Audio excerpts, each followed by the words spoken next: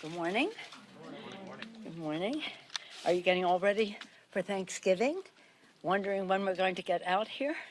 This is going to be a wonderful Thanksgiving. We have so much to be grateful for every year, but especially this year with the miracle of vaccinations and the difference it's made in families' lives and being able to come together more than we were able to last year for sure, and testing, again, helping in that regard. Again, this Monday, we had another Biden child tax credit go out to families, enabling them to care for their children. And again, the bipartisan infrastructure bill, good paying union jobs across the country. Again, water systems, roads, bridges, mass transit, broadband, so many good things for our country. Jobs, jobs, jobs, jobs. And again, we're ready for the passage of Build Back Better. As you may know, the debate on the legislation has already begun on the floor. Before I go into that, and the good paying jobs, the lowering of taxes, the lowering of cost, and the taxing, and that it's paid for by having the wealthy and corporate America pay their fair share, I'm going to talk about some economic good news. Since President Biden has been president, unemployment claims are down 70%. Since he has been president, there's 7 million new jobs created under President Biden and congressional Democratic leadership. The backlogs in the ports are now being reduced at least by 30%. I stay close to this as a Californian in a port city. And again, consumer spending is up.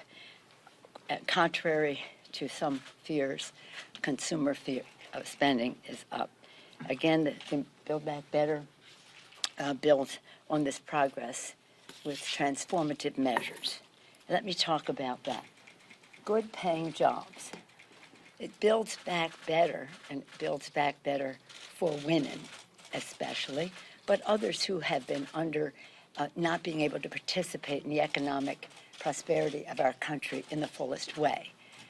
By having, again, good paying jobs that go with health care and the Care Can't Wait initiatives in the legislation, and of course, good paying jobs in the green sector as we protect our planet for future generations. In taxes, the child tax credit, as I mentioned earlier, making a difference in the lives of America's families.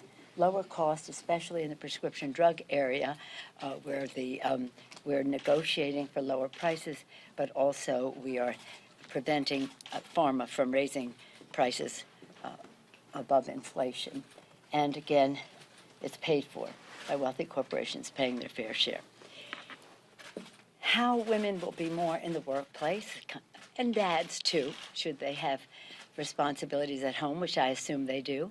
It's universal free pre-K and child care, which goes with that, liberating women to be more fully in the workplace. It's about home health care. If you, as a man, woman, whatever, in terms of parent or grandparent, have someone home to care for, whether it's an elder or a sibling with disability or a child, now you can have access to home health care. This is important not only to liberate the person to go to work, it's important to respect the workers who will do the home health care. And that is transformative. That is a new initiative. It will also talk about, again, millions more people being able to be on the Affordable Care Act and lowering costs for people on Affordable Care Act who pay for their own insurance. This is very important, the health piece. In terms of the investment in combating the climate crisis, I think I've seen you since I was in Glasgow. We had a delegation, 22 members, our chairs, some of our members of the select committee, we were happy to have new members of Congress there, Alexandria Ocasio-Cortez joining some of the members of her class there. They had their own press conference, the class of 2018, about how to approach the climate crisis. It gave us great hope. We had highest level meetings there and were inspired by what happened. And it took a giant step forward. But we have to do our share, our fair share. And so what that's about is creating good pay. It's about health care for our children, clean air, clean water. It's about jobs, jobs, jobs, good paying union jobs to keep us preeminent in green technologies throughout the world. You've heard me say it's a national security issue, as the national security advisors tell us. A competition for habitat and resources with drought and rising sea levels, et cetera, can cause conflict, and of course a moral obligation for us to hand this planet over to the next generation in a responsible way. For me, it's a religious thing. I believe this is God's creation, and we have a moral obligation to be good stewards. But if you don't share that view, you must share the view that we have an obligation to future generations. So we're very excited about what is in there, and it is paid for. It's paid for. In terms of timing, we received I'll talk to you about process right now. It's paid for by having corporate and individuals pay their fair share. In terms of timing, right now, we're awaiting just a few more,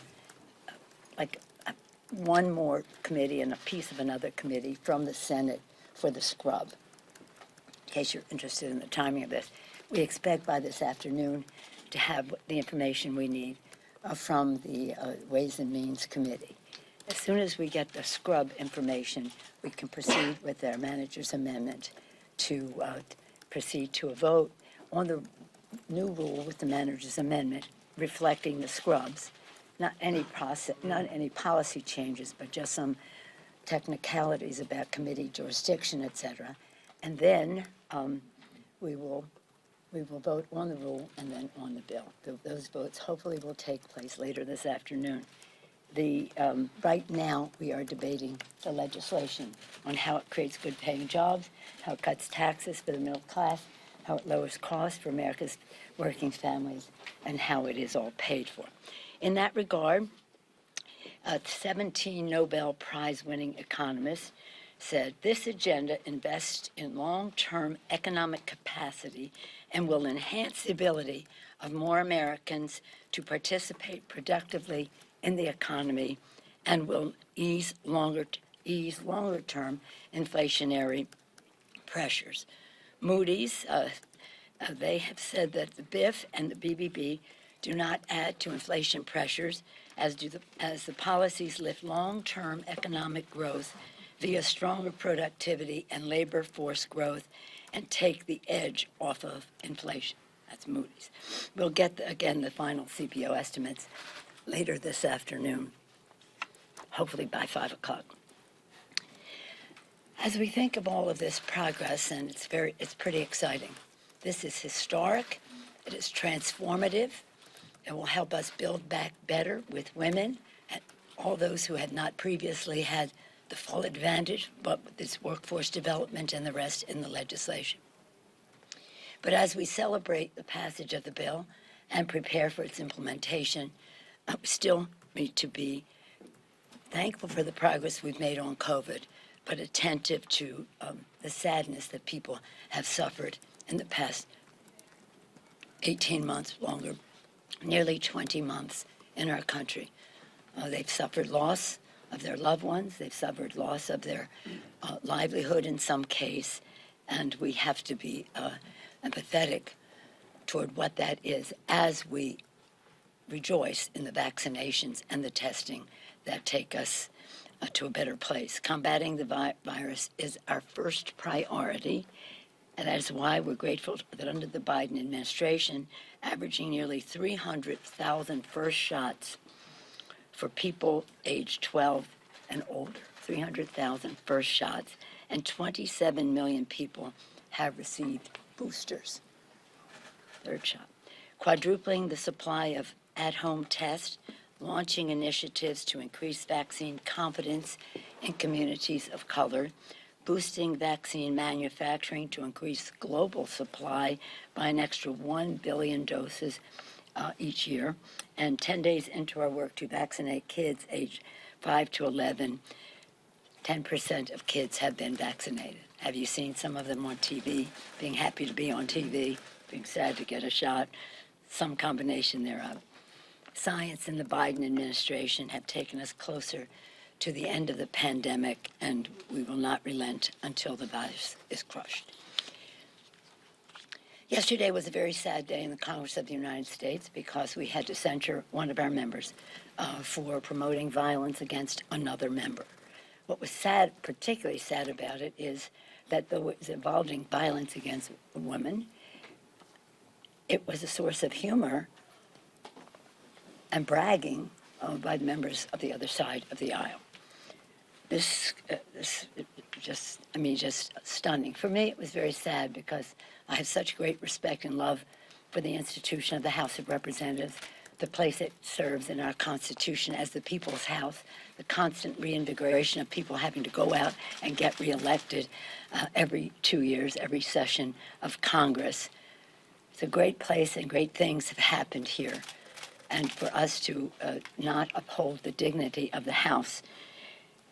So that is Rule 23, provides our code of official conduct that I'll read it so that you know it's not me, it's the code, shall behave at all times in a manner that shall reflect credibly on the House. Sadly, what happened yesterday brought shame to the House. And again, gleefully on the part of the Republicans. This is quite different. When they're endangering lives of members, they set a bad example for other people to endanger lives of people. It's not just about members of Congress. It's about the American people and the safety that they should enjoy. When I was on the Ethics Committee, and I'm the longest-serving person on the Ethics Committee, I say that as paying my dues to this great institution. We all have that obligation. One of the investigations we had was of then Speaker Newt Gingrich. Speaker Newt Gingrich. The punishment was reprimand and a fine of $300,000. The Speaker of the House, the vote was 395 bipartisan vote, charging the Speaker of the House 395 to 28. Yesterday, 2 Republicans would agree that it's not appropriate to have violence against women, workplace harassment, bad example for the rest of the country, dishonor to the House of Representatives in which you serve. 2 versus Democrats and Republicans, 395 versus 28 no Republicans, and against the Speaker of the House at the time. So it was most unfortunate, but nonetheless, I want to be very proud of our committees right away. As soon as we came back Monday, the Rules Committee went into action. Jim McGovern, as usual, and the Rules Committee prepared us to come to the floor. We met with the leadership and the members to see what the approach should be, and it was overwhelming that we could not let this stand, and we had to go for the maximum penalty that we could achieve. Anything more than that would have required 2/3 vote of the Congress, and you know that was not a possibility. In any event, we were very proud of the work of Ted Deutsch, the chair of the Ethics Committee, as I said, Jim McGovern. Right away, the motion of censure from Jackie Speer, distinguished member of Congress, and also I thought Congresswoman Adriana Ocasio-Cortez spoke so beautifully on the floor. Why can't you admit that this is wrong when someone is talking about violence against another member of Congress or against anyone? Any questions? Madam Speaker. Let me see. Who was you? Okay. Madam Speaker, on the second bullet point on your Yes. board there, can you respond to the criticism that when all is said and done on this bill, the people who get the biggest tax cut are millionaires who can take advantage of the changes in the state and local tax deductions? Thank you for that question. As a supporter of that particular measure in the bill, I want to just say, and thank you for allowing me to clarify what that is about. That's not about tax cuts for wealthy people. It's about services for the American people. In our communities where we have taken care of our people, education, transportation, health care, all of the issues that public service brings to people was slashed by the Trump administration, and we're just turning that over. So this isn't about who gets a tax cut. It's about which states get the revenue that they need in order to meet the needs of the people. And that is a fight that I will continue to make. That is still the result, though. I mean, that is still the result. No, it isn't the result. That isn't the result. The fact is that the dynamism that is injected into our states for the people is what is important here. And we're not going to have our states with their hands tied behind their back because the former president, in the tax scam that they put out there, giving 83% of the benefits to the top 1% in our country while penalizing states that were meeting the needs of their people. So let's see this in the perspective that it is. The tax scam of the Republicans added $2 trillion at least to the national debt, giving 83% of the benefits to the top 1%, penalizing states who were doing honoring their responsibilities of public service to the people. We're turning that around. Yes, Madam Speaker, the Helms and Hyde Amendment are still not in the reconciliation bill, but weeks ago, Chairman Jeffrey said that anything is on the table. Is that still the position it's not of in your the bill. caucus? It's not in the bill. Thank you for your question. It's not in the bill. Madam Yes, Speaker. Thank you. then, My question, you talk about the timing here. are any women asking questions? You go quickly. Yeah. Okay, thank you. You talk about the timing here, later tonight, tomorrow, maybe, Saturday. But are you I didn't say concerned? Saturday. Did you say Saturday? Well, we've been to this dance before, so we know how this works. But that said, when you moved Obamacare, they voted on Christmas Eve Day in the Senate on the first version. It took a long time after that. You had the Scott Brown situation. Does it keep you up at night when you have a 3-seat majority right now, a 50-50 Senate, that something could happen in between here? And if the longer this takes, that this could sidetrack this No, entire process? absolutely not. Why No, not? absolutely not. What keeps me up at night is the fact that in the Congress of the United States, when we had a really historic infrastructure bill, bigger than any infrastructure we've had before, that the Republicans in the House of Representatives overwhelmingly voted against jobs, jobs, jobs for their constituents. Not only that, had death threats to their members. They did vote for the bill and then try to take credit for it. Vote no, take the dough, penalize those who voted for it. That's what keeps me up at night. Yes, sir. Are you at all comfortable with the likelihood that if Republicans take the majority, they may retaliate against Democrats to remove them from their committees for any perceived or even serious offense that may happen? Is the inference that I draw from your question that we should have not censured Mr. Gosar for his shameful behavior for fear of something the Republicans might do in the unlikely case that they might win the Congress? Even if they do, we can't, I don't expect that that's the case, and I'm doing everything in my power to make sure it isn't. Not just because of Gosar, but because of our democracy, which they are undermining every single day. And you see their behavior on the floor says they shouldn't have a gavel be anywhere near them, ever. But no, we would not walk away from our responsibilities for fear of something they may do in the future. So one of the limits is censure. Why Yes, do you think Sam. from the community? Senator McConnell has said on several occasions that he is Who? relying, Who? Senator McConnell, Okay, that thank he's you. relying on Senator Manchin and Senator to add amendments once this bill enters the Senate chamber. Are you at all concerned about what that might do to the timeline of overall passage No. of this plan? No, Madam No, I'm not. Speaker. Are you privy to what those amendments might be or concerned about changes to no, the bill? and no, what I might think, be- no, I'm not. I feel this legislation is so historic It is so transformative. It is so different in terms of so many things that we have all agreed on. Free, universal pre-K. Childcare, we're lowering the cost, where no middle-class income family will pay more than 70% of their income.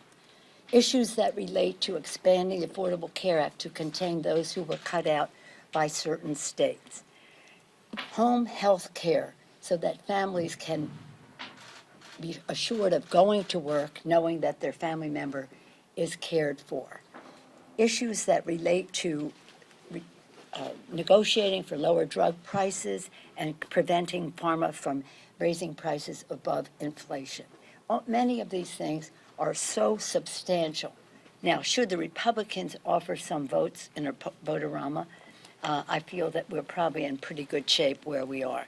And I didn't even go into saving the planet and meeting the president's goals. So, no, I think that whatever happens in the Senate, and their rules are different, just so you know, what happens is this bill will go over to the Senate, then it gets realigned according to their Senate committees, which are different from our Senate committees. They're just different. We just have different alignments of committees that get realigned like that, and then the Senate will act its will on it. But whatever it is, it will still be transformative and historic. Madam And I don't Speaker. fear that. Yes, ma'am. Madam Speaker, thank you, Madam. Can you talk a little bit, the polling has shown that the president is in a bit of a slump. The Democratic Party has had some challenges in its own polling. Why do you think that is? And as you look forward to taking this on the road and talking to people about it, how hard is it going to be to get Americans to sort of understand all of what you're trying to lay out here? Well, I agree with you. There is a great deal in the legislation, but we divide it into saving the planet, care can't wait, and our care pieces, and again, the health pieces in there, which is related to the care piece. The members have committed to 1,000 town meeting events, one way or another. When we save the Affordable Care Act from the tentacles of the Trump administration, we had 10,000 events around the country of people telling their stories. And people telling their story, and that was over a period of time, but people telling their stories, that's the most eloquent message of all. People telling what it means to have home health care so that they can work, to be assured that their children are learning when they are earning, to have some assurance about what it means to have health care so that someone in your family takes ill. All of those things are, again, personal stories. And then from a policy standpoint, again, saving the planet is a responsibility that we have based on science and morality. It isn't a set of values that seems to be shared on the other side of the aisle, get their hand in the pocket of fossil fuel industry. We're looking to the future. So I think that these messages will,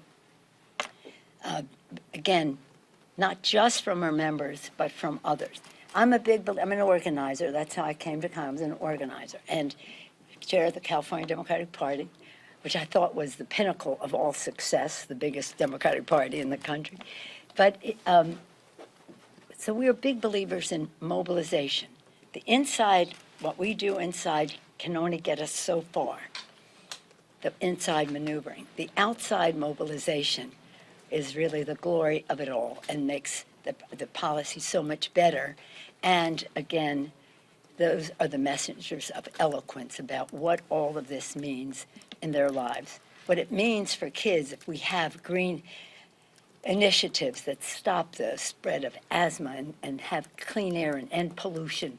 The president's initiative to reduce pollution by 50% by 2030 and 100% by 2050. What that means in people's children's lives, especially in some underserved communities. What it means to have workplace training so that people can be part of the new green technologies as we go into the future. It's pretty exciting. And again, it is a lot. I'll grant you that. And people say, well, it's too much. But if you're just thinking of the well-being of America's working families, how it will create good-paying jobs, cut taxes for them, lower costs for them, and again, not increase the national debt. Yes, ma'am. Can I follow up on that question? When you were touting the ACA right before it passed, there were a Excuse me, I'm couple- sorry, I just can't hear you. When you were touting the ACA before it passed, there were popular provisions of that took years for the public to appreciate, things like pre-existing Oh, the conditions. ACA you were talking about? Yes, so what makes you think that this effort is any different? Because I think as it's you just different. said, a lot of these things take years to go into No. effect. Well, I think it's different in this respect, with all due respect to everybody else around, okay? Joe Biden is very committed to messaging this. As you see, he's already on the road, been to Baltimore, New Hampshire, Maryland, New Hampshire, Michigan, just in the last few days since the BIF bill was signed, and now to Build Back Better. So I think there's no substitute for the bully pulpit of the President of the United States, especially when reinforced by the events that we will have throughout the country, as well as the mobilization of the grassroots of people who know what this means in their lives.